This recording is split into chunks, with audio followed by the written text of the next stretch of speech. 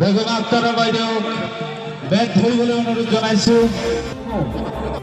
আজি DRG welfare ছ'চাইটিৰ উদ্যোগত যি 21 দিনীয়া কাৰ্যসূচী হাতত লৈছে, ইয়াতে ক্ৰিকেট খেলা হ'ব আৰু বিভিন্ন জাগাৰ পৰা দলবিলাকে আহি পেলাই ইয়াতে খেল খেলিব। এইটো এটা সজাগতামূলক তেওঁলোকৰ পদক্ষেপ। ময়ো কথা পাতিছিলোঁ।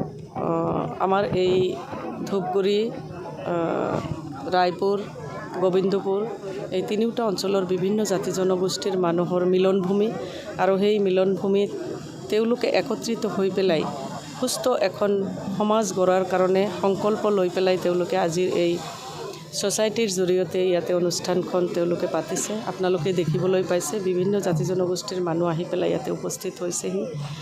ময়ো বিচাৰোঁ যে আমি আমাৰ এই ছ'চাইটিৰ জৰিয়তে আমি এখন ভাল সমাজৰ প্ৰতি তেওঁলোকৰ যিটো দায়বদ্ধতা, সেই দায়বদ্ধতাক আগত ৰাখি পেলাই তেওঁলোকে আগবাঢ়িব বিচাৰিছে। ময়ো এজন প্ৰতিনিধি হিচাপে তেওঁলোকৰ লগত থাকি পেলাই মই সহায় সহযোগ কৰিম। সমাজৰ প্ৰতি তেওঁলোকৰ নাৰী সমাজৰ প্ৰতি দায়িত্ব আছে। আমাৰ গাৰ্জিয়ান যিসকল আছে তেওঁলোকৰ প্ৰতি দায়িত্ব আছে।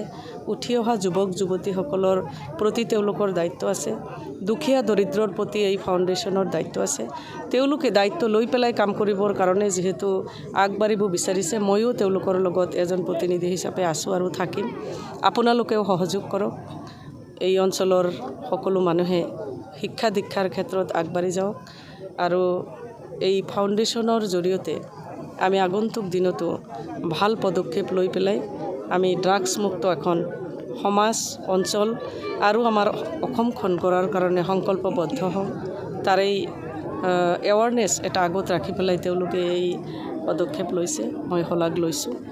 আৰু আগন্তুক দিনত মই তেওঁলোকৰ লগত থাকি পেলাই ময়ো যিহেতু মথনগুৰি সমষ্টি, এইটো মথনগুৰি সমষ্টিৰ প্ৰতিনিধি হিচাপে মই তেওঁলোকৰ লগত আছোঁ আৰু মই থাকিম আৰু সকলোৰে সহায় সহযোগিতা বিচাৰিছোঁ। এই অনুষ্ঠানটো, এই কাৰ্যসূচীবিলাক তেওঁলোকে 21 দিনত যিমান লৈছে, এই কাৰ্যসূচীবিলাক যাতে সকলোৱে পাৰ কৰিব পাৰে।